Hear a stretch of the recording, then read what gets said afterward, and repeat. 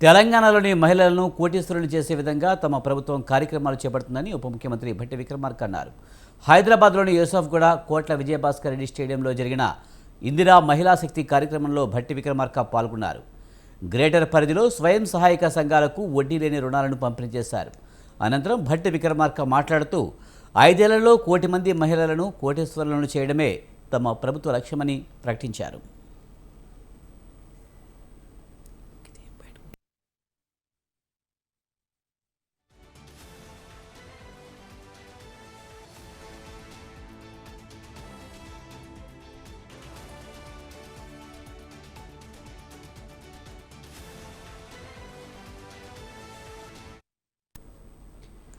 మహిళల కోసం ఉచిత బస్సు సౌకర్యం కల్పించామని భట్టి స్పష్టం చేశారు.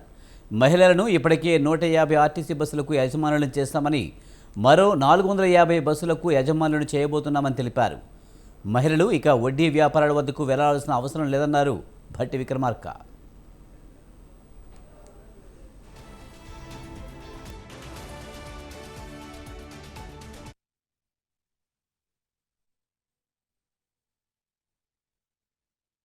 హైదరాబాద్ నగరంలో దాదాపు ఒక 10 సంవత్సరాల నుంచి వడ్డీ లేని రుణాలకు సంబంధించిన అంశాన్ని పూర్తిగా మర్చిపోయారు.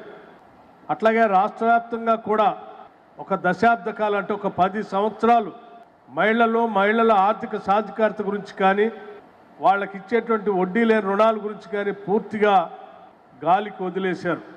ఆనాటి కాంగ్రెస్ ప్రభుత్వం ఇందిరమ్మ రాజ్యంలో మొదలుపెట్టినటువంటి ఈ వడ్డీ లేని రుణాల కార్యక్రమాన్ని తిరిగి ఇందిరమ్మ రాజ్యం ప్రజాప్రభుత్వం వచ్చిన తర్వాత తిరిగి ఈ కార్యక్రమాన్ని చేపట్టి రాష్ట్ర వ్యాప్తంగా ఉన్నటువంటి మహిళలందరినీ కూడా పెద్ద ఎత్తున ఈ డ్వాక్రా సంఘాల్లో సభ్యురాళ్ళుగా చేర్పించడమే కాకుండా వారందరి చేత పెద్ద ఎత్తున వ్యాపారాలు చేపించాలని, కనీసం 1 కోటి మందిని కోటీశ్వరులు చేయాలని ఈ రాష్ట్ర ప్రభుత్వం ముఖ్యమంత్రి రేవంత్ రెడ్డి గారి నాయకత్వంలో ఉన్నటువంటి ప్రజాప్రభుత్వం యావత్ క్యాబినెట్ అంతా కూడా ఆలోచన చేసి ఈరోజు అమలు చేస్తూ ముందుకు పోతా ఉన్నాం.